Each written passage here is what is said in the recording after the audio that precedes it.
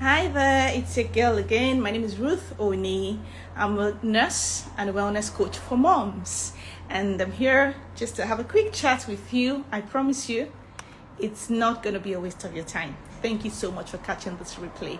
Hi, Damaris, thanks for joining me. Hello, Emma, thanks for joining. How are you guys doing? So first, I'm here to talk about my event that's coming up on the 23rd of September. Hi sis, how are you?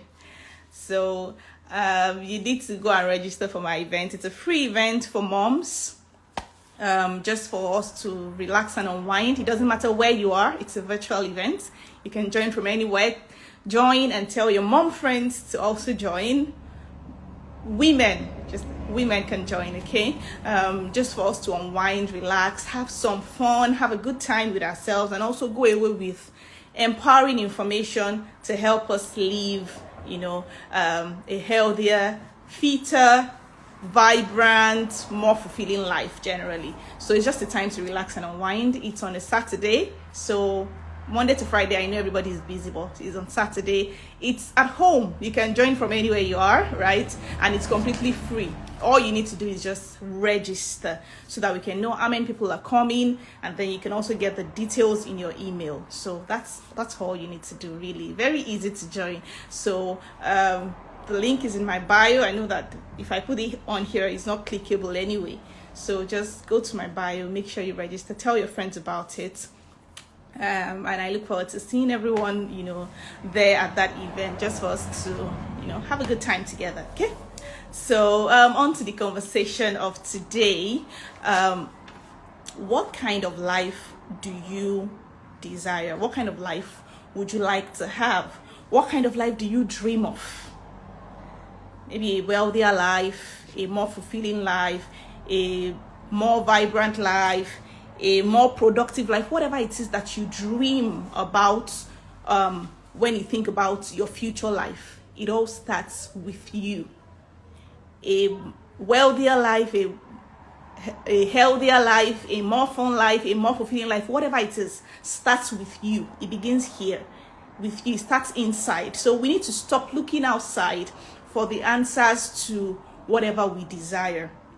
It starts from within. Whatever the desire you have is, starts the answer to that desire is inside. It needs to, yes, true, so true, yes, it starts from inside. So the answer is inside. And what does that mean when we say the answer is inside? It means you need to get to know you and then make you, that knowledge of you that you have figured out, work for you. And that speaks to authenticity. So there's the trend of, this person is doing it this way, copy and paste.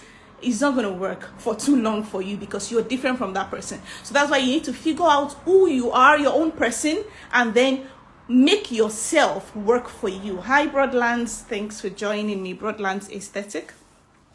So get to know you and make what you found work for you. That's where the answer to those desires start from. And this is something that I share in my coaching program with the moms that I coach. And the first step that I've figured out that has also worked for me in getting to know you is getting to love yourself. Self-love is the first step. There's no way you'd love something that you will not be dedicated to that thing. There's no way you will love something that you will not be committed to seeing that thing work. And so when you make self-love, when you figure out self-love, when you practice self-love, it's easier for you to go after whatever it is that you're looking for in your life, or as a person. So self-love is the first step to figuring you out. And as moms, as women, we are far too familiar with the concept of love. We know how to love. We know how to love people. We sacrifice for people. We care for people. We cherish people irrespective. So, for example, our kids, they piss us off. They annoy us to the highest heavens. Yet we do what? We still care for them. We still pamper them. We still meet their needs. We still try, to make sure that they are okay, irrespective of whatever it is that they have done wrong to us. Our spouses, we make excuses for them. Oh, it's because of this, that's why I did that. We are very good at loving other people, but we just find it very difficult to do that same thing for ourselves. And self-love is you just loving yourself the same way you would love others, the same level of love, the same quality of love that you give to your children, to your spouse, to people around you. Give yourself that same level of love. That's simply what self-love is about. We know it, but we find it hard to do it. But the truth is, when you love yourself, everything else falls in place. Everything else falls in place. So somebody is asking practically, okay, how do I love myself? How do I begin to love myself? I know you said I should love, the way I love other people, I should love myself the same way. There are 3 critical steps that I've figured out, from research, reading, being coached, that help you to actually figure out the self-love conversation. But we'll be talking about one today. And so this conversation is based basically on that one first step to self-love. And that's forgiveness. Forgiveness.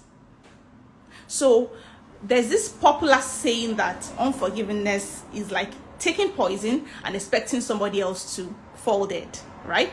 Taking poison and expecting somebody else to fall down and die. That's basically what unforgiveness is.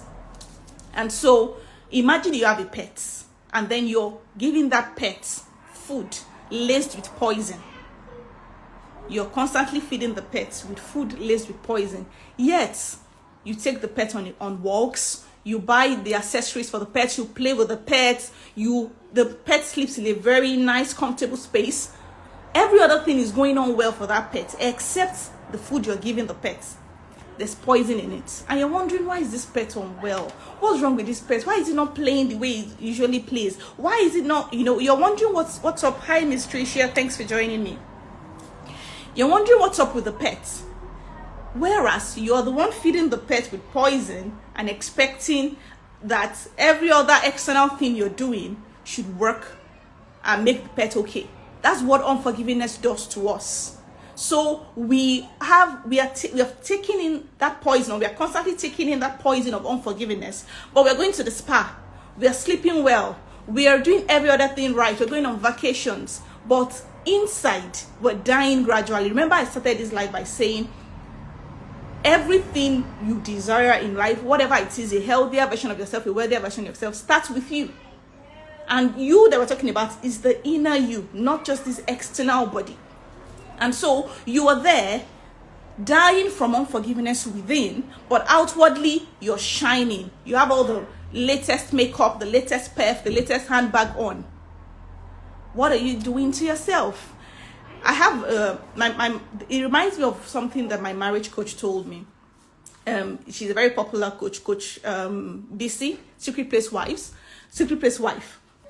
She told me during one of our sessions that, do you wonder why women in their 40s and 50s, some women in their 40s and 50s, just come up with cancer, certain diseases, and you're wondering, where did this come from? It's not even in their family, it's not this, it's just that a lot of times it is from unforgiveness that they've heaped, that they've stored over time, mostly towards their husbands, towards their spouses. So people are dealing with unforgiveness. They are killing themselves inside, and over time, guess what? It shows. It comes out in a disease form or in one way or the other. I'm not saying there's any research to back this up, but she said it, and I choose to believe it. Because if we believe that unforgiveness is like eating poison and expecting somebody else to fall dead, the poison has to do something in the body. If you think you're taking in, something poisonous. So the truth is, unforgiveness is a huge problem that we need to deal with, because it is like a huge heap of dirt that is covering up our treasured self. So you're trying to love yourself. You're trying to figure out yourself. But that self you're looking for is like a treasure that is covered up with dump, with trash. And that trash is unforgiveness. So the first step to actually loving yourself is to clear up that dirt. Take off those trash so that you can find you and begin to love and cherish you. Because you are worth you are worth more than anything. Let's not even go into that. Let's just focus on unforgiveness for now before I begin to talk about self-worth, right? So Hi sis, thanks for joining me. So unforgiveness is like you eating poison and expecting somebody else to die. It is you heaping dirt on your treasured self. How are you going to even love yourself when you can't find you? You're buried under unforgiveness. And Martin Luther King said something very powerful. He said, forgiveness is not an occasional act. It is a permanent attitude. It's a tool you must always have. So the truth is, as with most things, forgiveness is also a journey. It's a process. It's an ongoing thing. So you cannot just say, okay, I've dealt with Ruth said unforgiveness is a huge dirt that I've heaped on myself. I've dealt with the huge dirt. So can I move on with my life now and forget about forgiving or forgiveness? No, it's something you constantly do, because we are humans walking in this human world. People will still keep pissing you off. People will annoy you.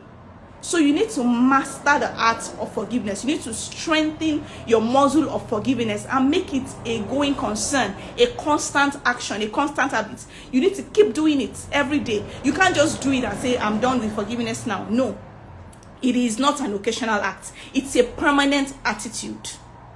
It's a permanent attitude. It's a journey, like I said. So I do that. That's why I just say, don't judge people when you see that they are quick to forgive and you're like, oh, it's a lie. She didn't forgive. How will you forgive that thing so easily like that? She did not forgive. She's just lying. How do you know? They may have worked on their forgiveness muscle over time and strengthened their ability to forgive people, and which is what I'm encouraging us all to do. You need to strengthen the ability to forgive people. Will you not get hurt? You will get hurt, but you have to let it go easily. From time, I find it very difficult to hold grudges, because I feel like when I see the person, I'll start having palpitations because I don't know how to keep malice. But even with going on my self-love journey, I've even figured out better ways to actually even deal with those emotions. I'm not talking about you sweeping issues under the carpet and saying we will not have conversations when people hurt you. I'm talking about you guarding your inner space, guarding your inner peace. For me, peace and security is a very top core value for me. So when you talk about forgiveness and forgiving even before somebody gives you an apology, it is you working on your inner space, making sure it's clean. Don't allow any dirt to come and gather around your treasured self. Deal with it. What I tell myself is, if you knew better, you would do better. It is you've acted based on your level of understanding. And I might feel hurt. It might take me days to get to that point. It's okay. But the point is, make forgiveness a habit. And I'm not saying, and forgiveness is not automatic. I'm not saying everybody would begin to be able to do that right now just because I said it. Be ready to take yourself on the journey. Be ready to go on the journey. Just start somewhere, because people are dealing with deeper hurts. I don't want to even minimize this topic of forgiveness at all. Some people have been raped, people have been hurt, people have been served breakfast for no reason, people are going through serious issues that makes forgiveness almost impossible. But you need to realize that if you don't forgive, you are eating poison and expecting another person to die. If you don't learn to begin to work on strengthening your forgiveness muscle, you are heaping a huge level of dirt on your treasured self, and you can never be able to love yourself without forgiveness.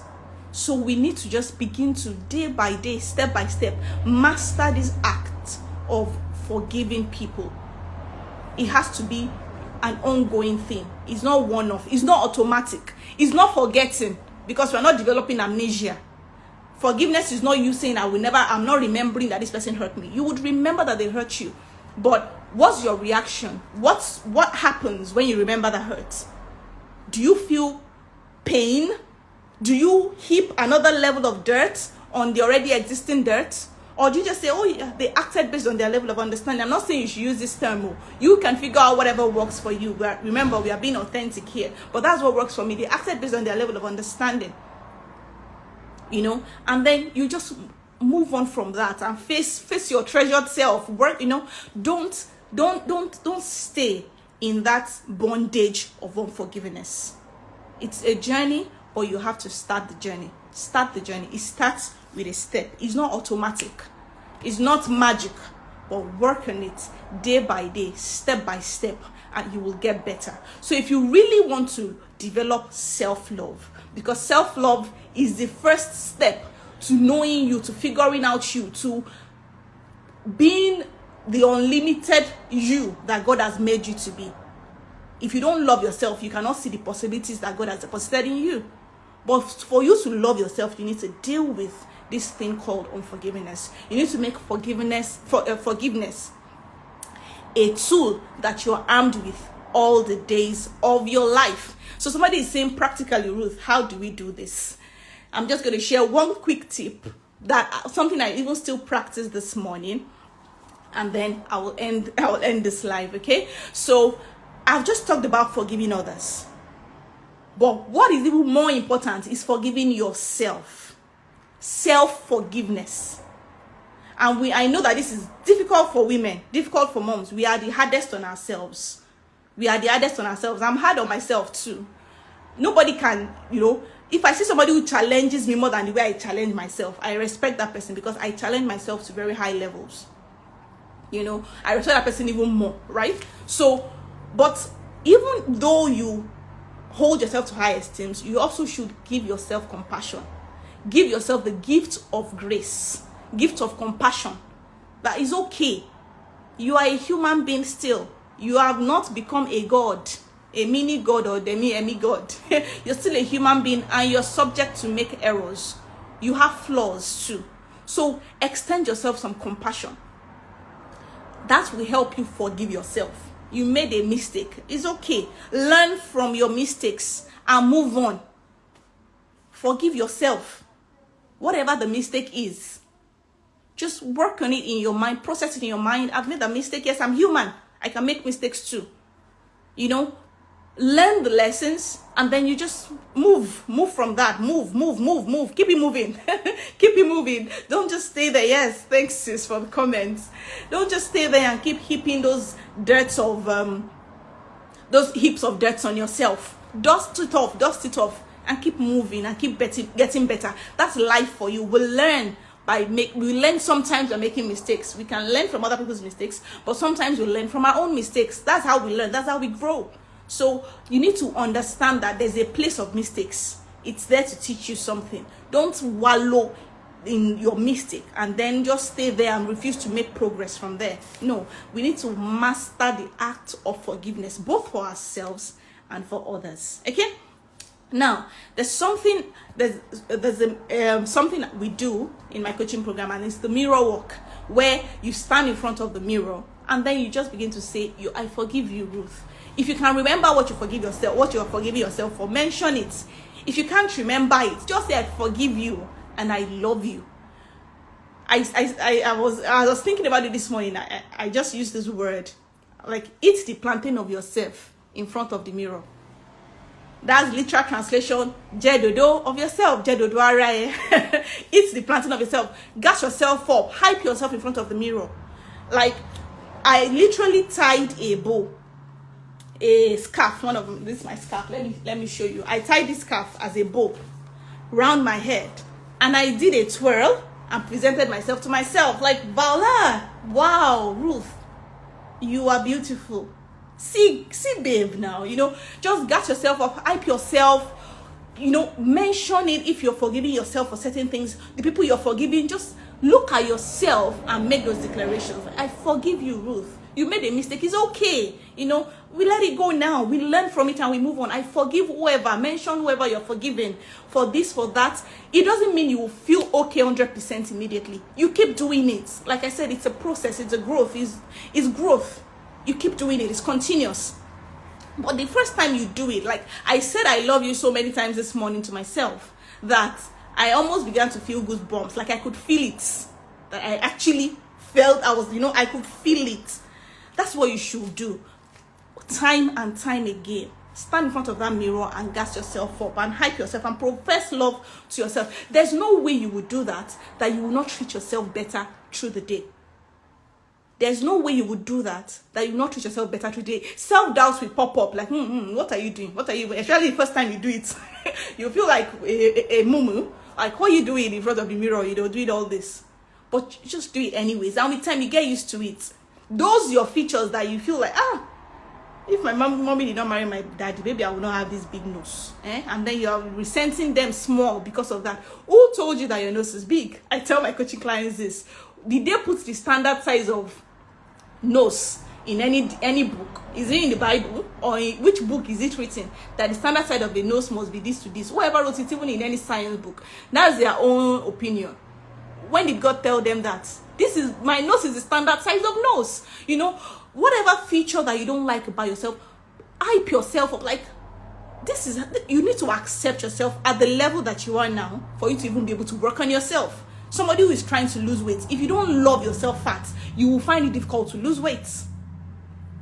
So you need to gas yourself up, hype those features like robot. Some people, no, even if it's like you're trying to add weight, hype yourself up, learn to gas yourself up.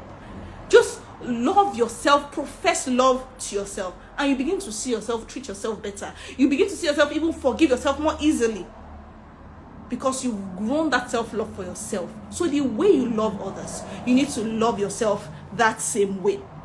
Treat yourself like someone you love. So the summary of all of this is that you need to strengthen your muscle for forgiveness. Learn to forgive people. Make excuses for them if you can. Okay? Make excuses for yourself if you can. But just forgive. Don't let that huge heap of dirt hinder you or hide the treasured self that God has blessed you with. Don't let it hide it from you.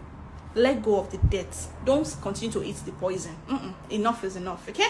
Just forgive yourself and going to strengthen your ability to love yourself. Okay, that's why I'm going to draw the curtain today. Thank you to that one person that stayed to the end with me. Thank you so much. I truly appreciate it. I hope it wasn't a waste of your time. I hope you gained one or two things.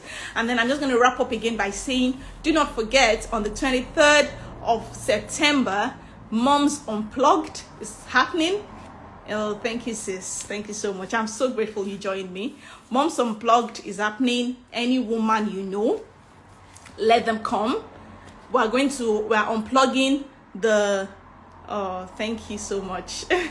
We are unplugging the moms from the sockets for a few hours. So unplug from mom mode for a few hours and just come and have some fun with other moms. There's going to be a live band, lots of games, guided meditation, just fun, mostly fun. A few workshops just so that you live empowered and you're able to sustain what you've learned, right? But more of fun than anything else, and you're going to really enjoy it. So please make sure you tell others and also register yourself. The link is in my bio. It's free of charge, no cost, and it's virtual, so you can join from anywhere you are. I'll look forward to having you, Damaris, at the event. So please make sure you go and register if you haven't, and also tell your friends about it. Okay, thank you so much, everybody, and I will see you next time.